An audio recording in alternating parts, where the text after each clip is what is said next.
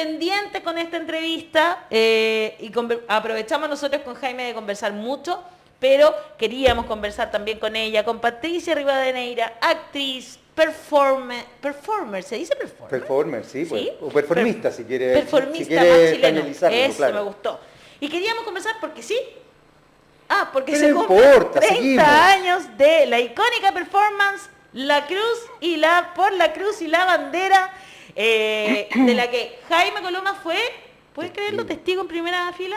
Sí. No, si lo puedo No, en creer. primera, no sé si estaba en primera fila, pero testigo. Estaba en primera fila, aunque ¿sí? no lo creas, estaba en primera eso fila. estuvo. Yo vi ¿cómo se dice? La entrada de ahí la estamos viendo, de Patricia Rivadeneira, crucificada con la bandera chilena, seguida por un grupo de personas. También vi ahí a la Titi Ramírez, creo que era también una performista de la época, haciendo un desfile de moda, enfundada en una especie de preservativo celeste, también ¡Qué seguida emoción! de otras personas en la sala Mata, te contaba ayer, así que estoy muy contento de que tengamos aquí a la protagonista real de este Así evento. es. Hola Patricia, bienvenida a La Voz de los que Sobran, de nuevo. Ahora sí que sí. Hola. Ya, ahora se escucha perfecto. Pero no sé. No, se escucha perfecto. No, se escucha, se Te, escucha. te vemos y te escuchamos perfecto.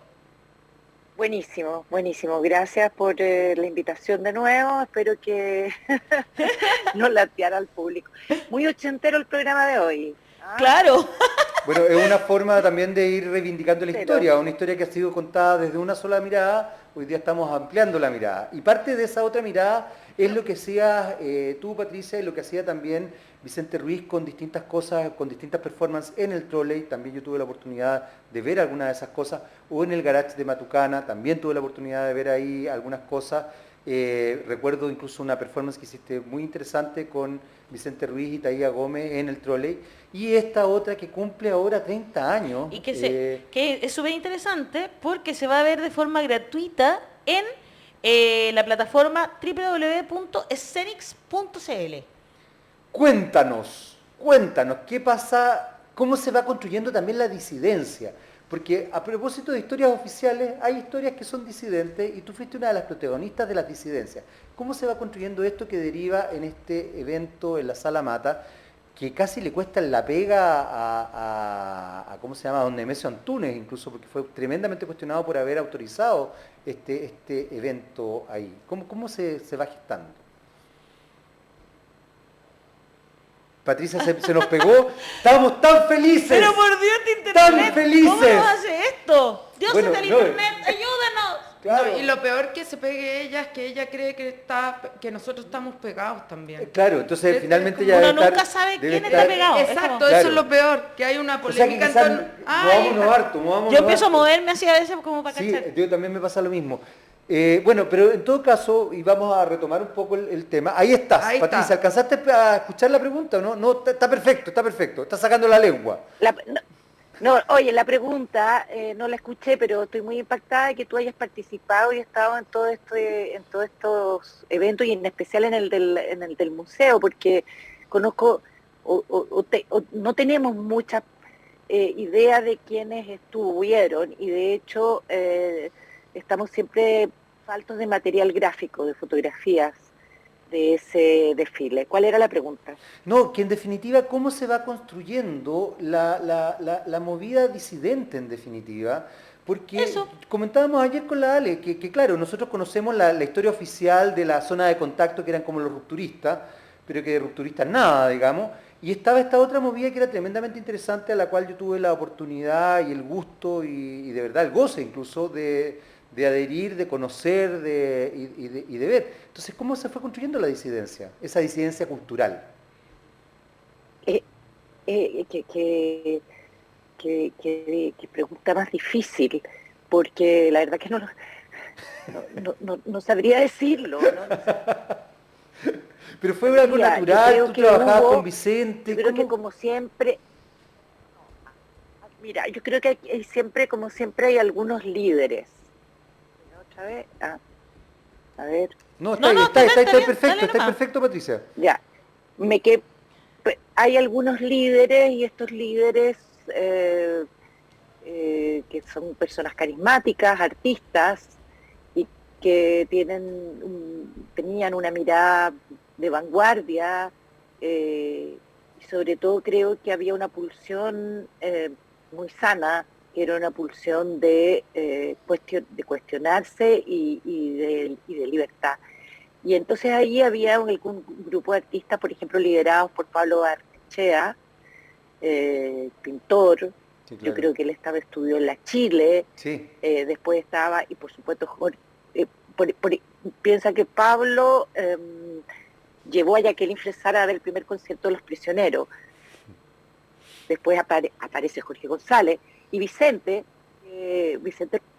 Ruiz, que también creo que desde muy joven, cuando entra a la escuela de teatro en la Universidad de Chile, inmediatamente él empieza a la experimentación en performance, etcétera.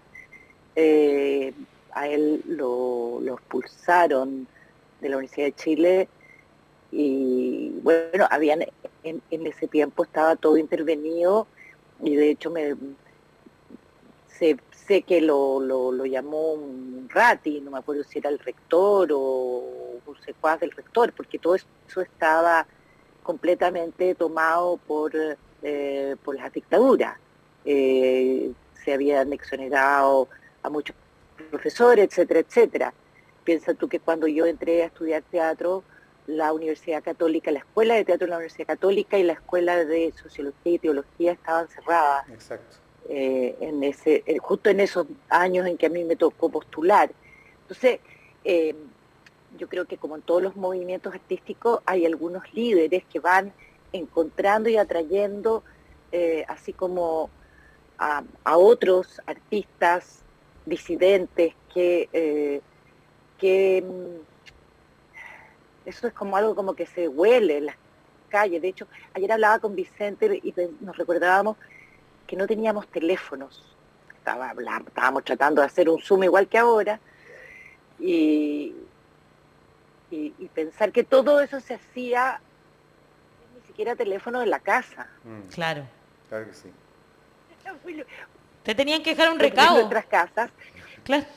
Sí, pero es que eso no, es que eso ya es más sofisticado, querida, porque nosotros, todo este grupo de personas, de esta disidencia cultural que conformaron lo que fue el trole y todo lo que se realizó después en Matucana también.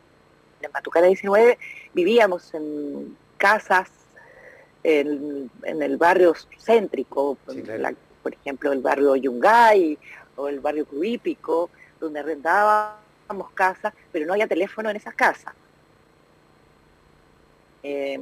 Nosotros tempranamente, la mayoría de nosotros salimos de las casas de nuestros padres. Bueno, ahí se fue entonces encontrando este grupo de artistas, pintores, músicos, actores, directores, bailarines, coreógrafos, que, como te decía, en una especie de necesidad imperiosa por expresarnos. Y también hay que pensar que, a pesar de que había mucho miedo por la dictadura, el miedo a la muerte o a la desaparición o a que esta dictadura se pudiera alargar, no se sabía hasta cuándo, también te da un coraje, ¿no? Porque tú decías, bueno, o vivo ahora o no voy a vivir, o cuándo, Claro. y esto capaz que mañana se acabe todo. Entonces Claro. hay como una doble pulsión. Por un lado, un miedo, porque ese miedo lo respirábamos en Chile, y por otro lado un gran coraje porque no hay nada que perder. Claro, se puede perder hasta la vida. Grotesco, repudiable, porno show, fueron algunas de las cosas que decía en esa época por esta performance en particular, ¿no es cierto?, que es por la cruz y la bandera. ¿Te pasaron cosas en la calle? ¿La gente te decía cosas, Patricia? ¿Cómo se lo tomaban en la época? ¿A ti te daba lo mismo? ¿O igual a veces te preocupabas y mirabas para atrás a ver si había alguien siguiéndote? ¿Cómo viviste esta performance en particular que generó tanto adhesión por un lado, pero también revuelo por el otro lado, ¿no? Del conservadurismo que siempre está tratando de tirar todo para atrás? No, yo lo viví como un trauma. ¿En serio? Un trauma grande, un trauma que creo que aún ni siquiera sé si se ha cerrado, y creo que esta celebración que estamos haciendo, impulsando, de los 30 años tiene que ver con eso. El viví con un trauma, me había olvidado, pero me lo recordó una amiga que llegó una semana después desde Nueva York, que tenía todo el cuerpo lleno de eh, brotes, como úlceras. ¿Ya? Eh, y estábamos bastante escondidos, yo estaba bien escondida, la prensa nos perseguía, la gente en la calle nos decía cosas, fue muy violento, hubo amenazas, Wow. el teléfono sonaba con amenazas de personas, hubo también a través de los diarios amenazas o intentos de demandarnos por faltas a la moral o faltas contra los símbolos patrios, no me acuerdo. Así que no fue ningún paseo. Lo que pasó ahí en el museo sí fue una fiesta. Y nosotros estábamos eufóricos y felices, y me imagino que aquí, no sé cómo lo recordarás tú que estabas ahí de público. No, fue absolutamente una fiesta. Fue además no solamente una fiesta, fue una instancia muy liberadora, Patricia. Fue de verdad muy, muy bonito, muy interesante, porque creo que la posibilidad de desarrollar actos simbólicos después de lo que tú acabas de describir también, después de un momento histórico que se ha tratado de negar en muchos aspectos, que fue la dictadura y lo represiva que fue la dictadura. La gente no tiene conciencia en realidad de que tú ibas a un lugar y no hablabas de ciertas cosas porque tenías Sí, miedo. claro. Y imagínate para personas jóvenes establecerse en una construcción identitaria con miedo a todo, ¿ah? Era muy potente, y existían estos lugares que eran absolutamente clandestinos, por decirlo de alguna manera, donde se desarrollaban instancias muy interesantes. Yo recuerdo en algún minuto, yo no sé si Patricia se acuerda, pero en algún minuto, por ejemplo, hubo un lugar que existía en un caracol en Los Leones, un caracol muy antiguo. La nona jazz. Exactamente, en el fondo, ahí al final, y tocó El Pequeño Vicio. Me acuerdo, Patricia fue también como Pues participante. tocaba el pequeño vicio ahí, Exactamente, la con nona el jazz. Titín Moraga, si no me equivoco. Yo también fui a ver, era parte de la Se audiencia. ríe la Patricia, Patricia porque se estaba acuerda ahí, de esos tiempos. Es que no, porque estoy aquí con una amiga que por casualidad estamos aquí, que es Leonora Calderón, que también era parte de la banda del No te Pequeño creo. Vicio. ¡Qué Mira qué buena! divertido. Bueno, cuéntale que en la Nona Jazz estuve viendo El Pequeño Vicio, que tú estabas ahí, estabas también de espectador, igual que yo, y la verdad es que eran instancias tremendamente liberadoras, eran instancias muy potentes. Y sabes Qué dualidad esa, ¿no? Porque por un lado ustedes vivieron toda esa liberación, pero también Patricia tenía que vivir lo que fue es que era después, brutal. la carga que le vino encima, ¿no? Es que sabéis que yo entiendo lo que ella plantea, porque pasabas de la fiesta al terror en forma constante. Y por otro lado, cuando de alguna manera pertenecías a una suerte de disidencia, por último en la reflexión, daba mucha rabia el oficialismo. Yo me acuerdo, por ejemplo, Ahora, la euforia cuando... Dale, Patricia, por favor, aquí tú eres la perdona que te protagonista. interrumpa porque, no, pero creo que es importante acotar que lo del Museo de Bellas Artes fue en democracia. Sí, Sí, pues efectivamente. es súper Ese- importante Fue el acotarlo. 92. Ese es el punto, porque de alguna forma nosotros, mientras nos mantuvimos en estos espacios del underground que estabas tú recordando, como la Nona Jazz, como el Trole o como Matucana, que eran espacios que no tenían ningún tipo de visibilidad en los medios, ni tampoco no eran espacios institucionales, eh, había harta represión, muchas veces llegaban los milicos a estos lugares, los cerraban, te metían Absolutamente presos, cierto. era muy fuerte todo eso. Pero pero esto fue más fuerte aún, porque había llegado la democracia y nosotros nos sentíamos protegidos, sentíamos que éramos parte de un nuevo Chile en el que iba a haber un respeto hacia lo que nosotros habíamos hecho durante todos esos años. donde se iba a abrir las grandes alamedas, y en donde por primera vez nosotros podíamos estar en un espacio institucional a la luz del día, sin tener que escondernos, y sin miedo. Y resulta que por eso fue tan traumático, como lo digo.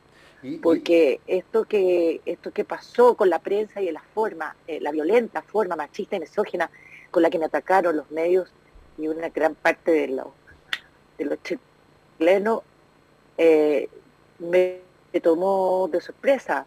Habíamos bajado la guardia, como quien dice, ¿ya?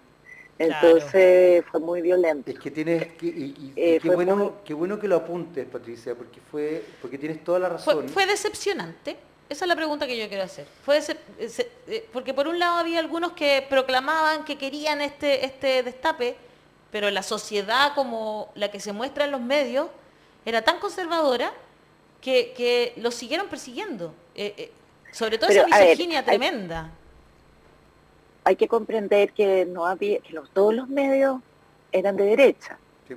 Claro. Y que nosotros ingenuamente creímos que la democracia se había llegado con bombo y platillo. La verdad es que había una transición, una transaca, podría decir. Qué buen que duró término. Muchos años. Sí. Qué buen término ocupaste, No podemos Patricia. olvidarnos que Pinochet sacaba los tanques y andaba haciendo sus patéticos espectáculos patriarcales al estilo Putin, para ponerlo en el contexto del día de hoy. Claro. Es que tienes toda la razón, Patricia. Qué buen término ocupaste, porque efectivamente hubo transacciones, hubo negociaciones, a uno se le olvida eso. Entonces, dentro de esas negociaciones... A la medida de lo posible. Claro, yo creo que el mundo democracia cultural... pactada. Exactamente, yo creo que el mundo cultural y el mundo mediático, comunicacional, fueron los grandes afectados en esa transacción. Fíjate, Patricia, y con esto te doy la palabra al tirón, me acordé de lo que hizo Pedro Lemebel en un evento, no sé si te acuerdas que él llega con plumas y hace un show. Bueno, Pedro Lemebel en una entrevista que le da a Tati Pena, cuenta que se le acerca a Mariana Elwin para decirle que este no era un gobierno de prostitutas ni maricones. Y lo saca del escenario. O sea, por favor. Mariana Elwin. No te creo. En un evento donde estaba en ese minuto el presidente electo, el presidente Elwin. No, porque justamente, como muy bien lo recuerda Patricia, los medios ocultaban todo ese tipo de cosas. Eso no existía. Si lo que existía era Boloco Cecilia haciendo así, claro, que siguió existiendo. O sea, finalmente se establece esa dinámica. Entonces me parece muy importante lo que está diciendo Patricia. Y otra cosa también, yo creo que los medios le daban solo visibilidad a la disidencia políticamente correcta, que parecía que se escondía bajo la incorrección política sin riesgo. Exactamente. Pero para que la gente sepa, por definición, la incorrección política es riesgosa, es el acto que hace Patricia.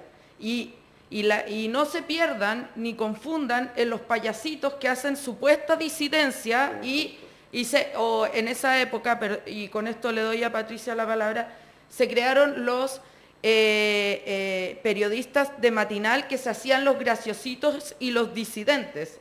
Apareció un abogado que no me acuerdo cómo se llamaba, supuestamente de los derechos humanos, que lo invitaban a todas partes. Qué buen recuerdo. Y que Montalegre, se me había olvidado. Y él, según los medios, era el disidente.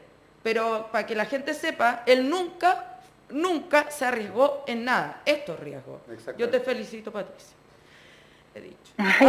Y aquí te seguimos escuchando, queremos escucharte a ti. Lo loco que ¿tú crees que las cosas han cambiado, Patricia? ¿O se mantiene más o menos igual ese statu quo? Bueno, piensa que como ha ido desapareciendo la prensa más disidente, justamente.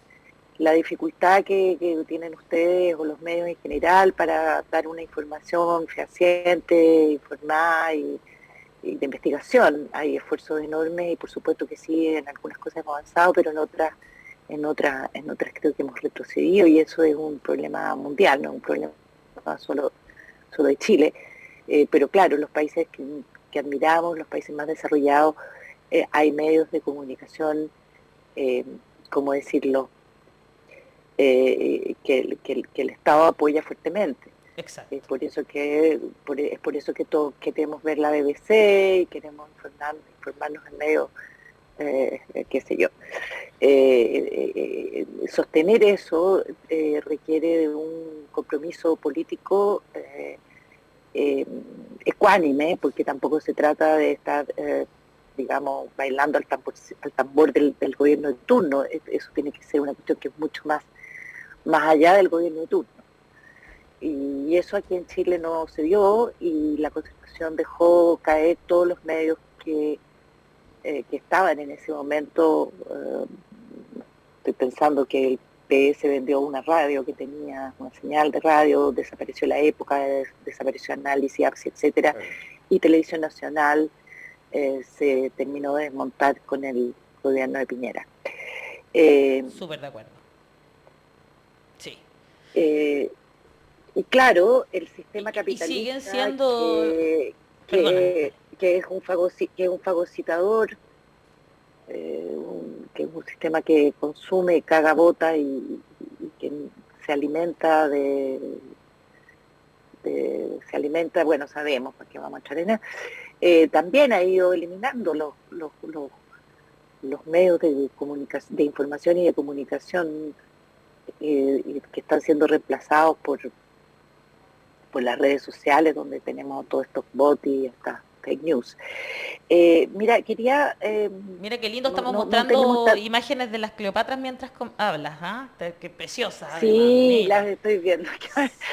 Las Cleopatras, sí, ese fue un gran proyecto un gran proyecto que va a tener ahora también, después de tantísimos años, hemos decidido retomarlo. No te lo puedo creer, qué maravilla, pero qué gran noticia, buena, la más exclusiva que nos está dando. Me encanta, qué bueno que lo hagan, Patricia. Sí, y ¿sabes por qué? Porque así como pasa con esta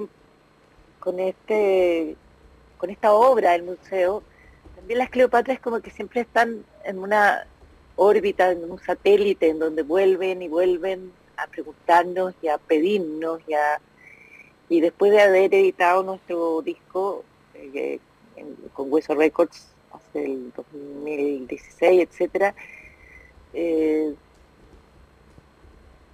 no avanzamos, y ahora creo que vamos a avanzar. Creo que este momento, este cambio de gobierno, esta luz que está saliendo detrás de estas nubes negras que hemos pasado en estos 2 años de pandemia y con este gobierno tan nefasto. Tal cual. Es como un buen momento para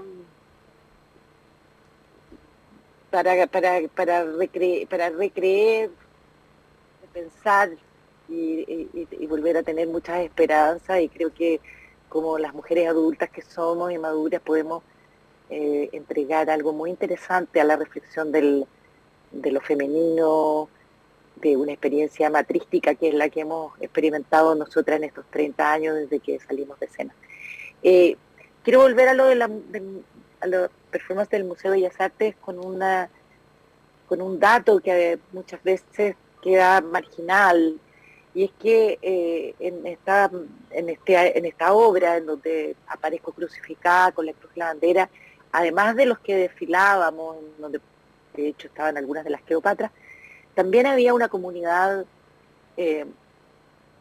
mapuche que nos acompañaba con una rogativa por los derechos al agua, y esa es la comunidad de Quenquén.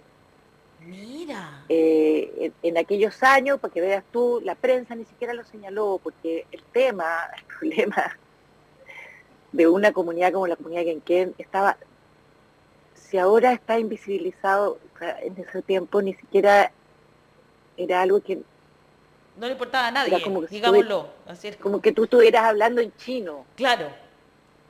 Ya existía ahí, estamos hablando 30 años atrás, una comunidad desesperada por sus derechos de agua. Entonces en esta performance nosotros quisimos expresar de alguna manera, los distintos pesares de una comunidad que venía saliendo de una dictadura, y también la cruz, creo, que es bien comprensible, representa para nuestros pueblos originarios una imposición que llegó a estas tierras con la espada y por supuesto que es una imposición patriarcal, falocéntrica y que no considera a los pueblos originarios.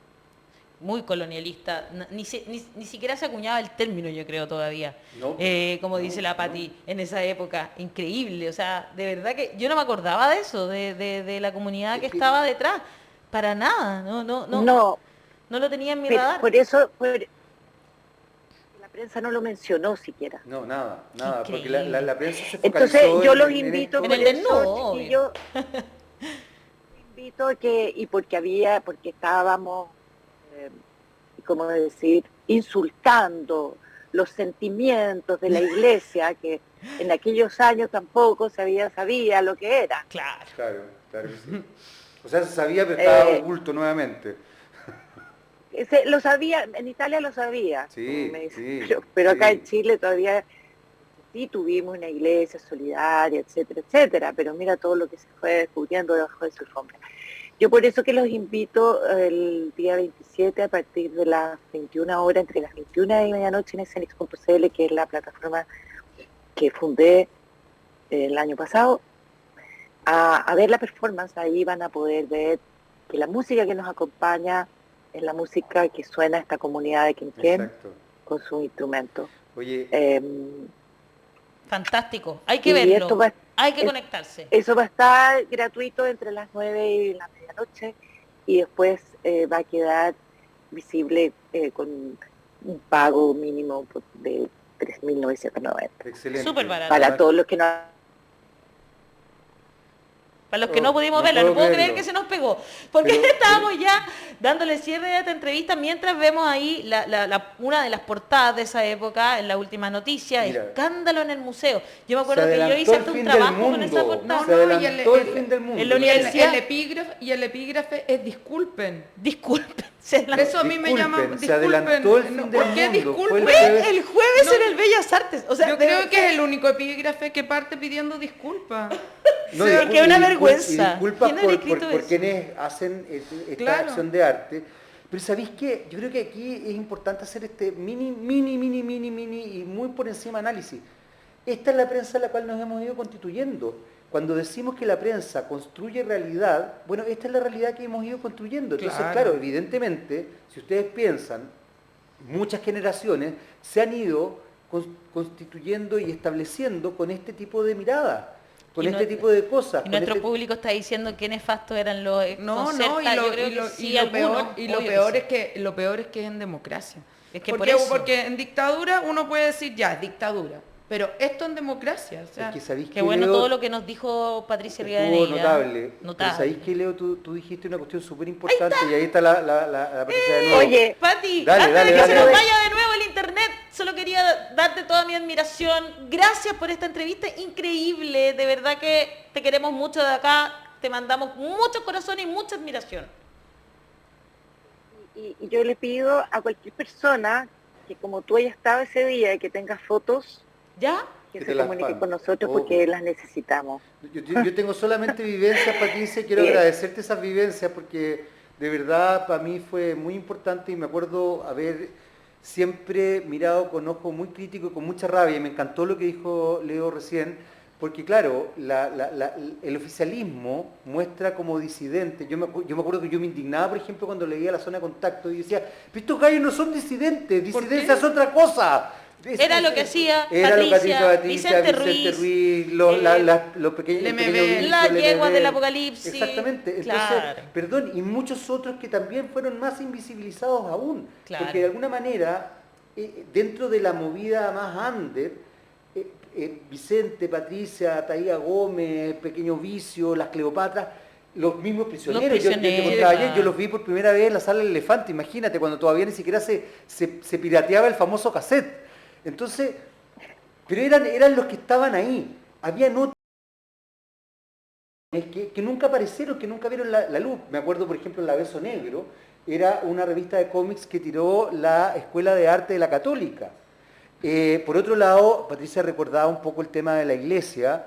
A poco andar, ni más ni menos que Sinead O'Connor rompe la foto del Papa Juan Pablo II y rompe su carrera, su propia alma, diría yo.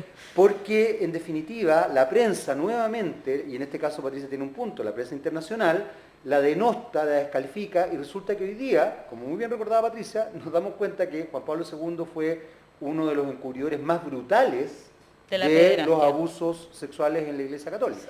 Hay que tener cuidado con ese juego que hacen los medios de comunicación de escoger a los pseudodisidentes políticamente incorrectos sin riesgo, porque te hacen creer que todo está bien, pero la verdad es que todo está peor. Entonces cuidado con los payasos, que hay varios que los periodistas... Oye, ya, tenemos que ir cerrando el programa. Patricia, gracias, los dejo. Te pasaste, chao. Patricia, muchas gracias. Chao, gracias por todas las dificultades, a pesar de ellas.